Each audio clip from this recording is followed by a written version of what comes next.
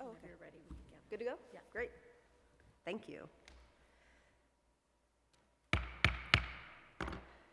Good morning. My name is Councilmember Tiffany Caban.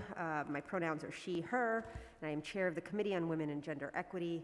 Today, the committee will vote on a package of legislation related to child care. There are 7 bills and 1 resolution in this package, which our committee will be voting on today.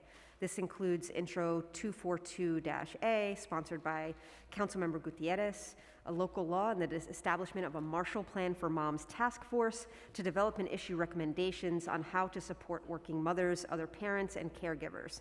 Intro 477-A, sponsored by CM Hudson, a local law to amend the administrative code of the City of New York in relation to establishing a child care task force.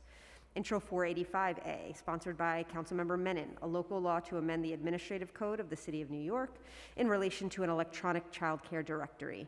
Intro 486A, sponsored by Councilmember Menon, a local law to amend the New York City Charter in relation to establishing a child care advisory board.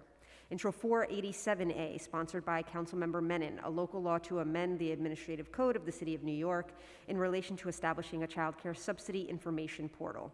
Intro 488A, sponsored by Councilmember Menon, a local law to amend the administrative code of the City of New York in relation to establishing a child care grant pilot program. Intro 489A, sponsored by Councilmember Menon, a local law to amend the administrative code of the City of New York in relation to guidance to an owner of real property regarding facility requirements for a child care program. And finally, Resolution 69, also sponsored by Councilmember Menon, a resolution calling on the New York State Legislature to pass and the Governor to sign Senate Bill 7595, Assembly Bill 8623, Senate Bill 6706B, Assembly Bill 7582A, and Senate Bill 7615, Assembly Side 8625. Legislation supporting the provision of financial assistance to families and child care providers in order to make child care more accessible and affordable. Child care is not only essential for working parents, but for a just and equitable society, and I commend my colleagues at the Council for making this issue a priority. Before moving on to the vote, I would especially like to recognize and welcome the bill sponsors who are present today and invite them to provide remarks on their legislation, and I will start by handing it over to Councilmember Gutierrez. That way? Okay. I stand corrected. We're going to move over to Councilmember Menon. Thank you so much. I first of all want to thank Chair Caban for today's vote and for her leadership on bringing these bills forward. I want to congratulate my colleague, Councilmember Gutierrez, on her Marshall Plan task force, as well as Councilmember Hudson. Child care is in a state of crisis. It costs on average over $18,000 a year for child care. During the COVID pandemic, it's estimated that over 375,000 parents and caregivers in New York City have left the workforce or downsized their jobs because of high child care costs. And that is actually costing the city over $2 billion a year in lost revenue. Additionally, there aren't enough child care providers, creating child care deserts all over the city as over 1,400 facilities have closed in recent years. My package of bills, the Universal Child Care Act, is a critical step in addressing this issue. Today's vote means that New York City would become the first city in the country to enact a comprehensive legislative package that implements and mandates universal child care. The package includes 5 bills. Intro 485 creates an electronic child care directory of every provider in the city, and that will be available in 11 different languages. Intro 486 creates a permanent child care advisory board that would make recommendations on legislation, policies, and initiatives to make child care affordable, and it puts the city on a 5-year plan to implement universal child care.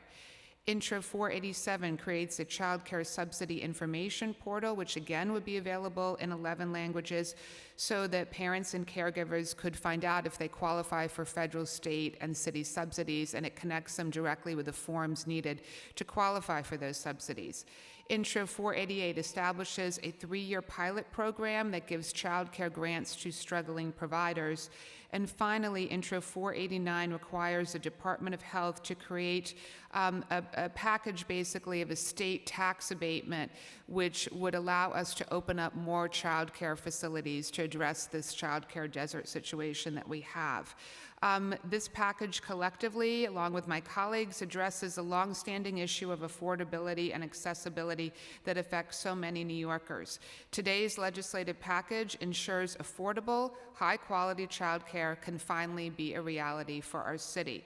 In closing, I want to thank from the Speaker's Office, Brenda McKinney, Jesse Fiong, Sarah Liss, Andrea Vasquez, Jeff Baker, and from my office, my Chief of Staff, Jonathan Shutt, my Legislative and Budget Director, Brandon Jordan, and my entire team for this package of bills. Thank you. Thank you, Councilmember Menon. I'll pass it over to Councilmember Gutierrez. Thank you, Chair. The bill in this package, the Marshall Plan for Moms, calls for historic investment in caregivers' economic recovery and empowerment, especially against the backdrop of the pandemic's impact on mothers and working caregivers. That's why I'm so excited and I'm so proud of this package of bills. It is the beginning of something historic. I also want to recognize the sponsors and lead sponsors from other bills in this package, including Councilmember Menon and Councilmember Hudson. All in solidarity, we are sending clear signals that the City Council, which is composed of mothers, caregivers, aunties, godmothers, we are ready to build and work towards a path of revolutionizing the economy of care. When we continue down this path, we will fight for watershed investments that would support not just the 500,000 children under 5 in our city, but the providers of that care as well, which is a workforce that is predominantly made up of women and women of color. This investment would help the parents in the city, many of which are people of color, 32% of whom are single moms, and it would help ease the cycle of poverty so many find themselves in. I'm so proud to be standing with this group of colleagues. I also want to shout out our wonderful and illustrious chair, Councilmember Caban, for prioritizing these packages under her committee and her staff. And I'm also proud to take the first small step towards a true vision of universal child care. Thank you. Thank you again. Finally, I also want to acknowledge the committee members who are present, Council Members Riley and Stevens, and Jen, you here. And I'd like to thank my staff, as well as the committee staff and others who worked on preparing this legislation, including Stephanie Silkowski, my Chief of Staff, Madhuri Shukla, my Legislative Director, Brenda McKinney, Senior Counsel to the Committee, Jesse Fong, Senior Counsel in Bill Drafting, who assisted with this package, Anastasia Zamina, Policy Analyst to the Committee, and Isha Wright, Finance Deputy Director. And I think we are now ready for the vote, so please take it away. Good morning. William Martin, Committee Clerk. Roll call vote. Committee on Women and Gender Equity. All items are coupled. Chair Caban. Aye. Riley. Proudly vote aye. Gutierrez. Aye. Stevens. Enthusiastically vote aye. By a vote of 4 in the affirmative, 0 in the negative, and no abstentions, all items have been adopted by the committee. Thank you, and this concludes our hearing.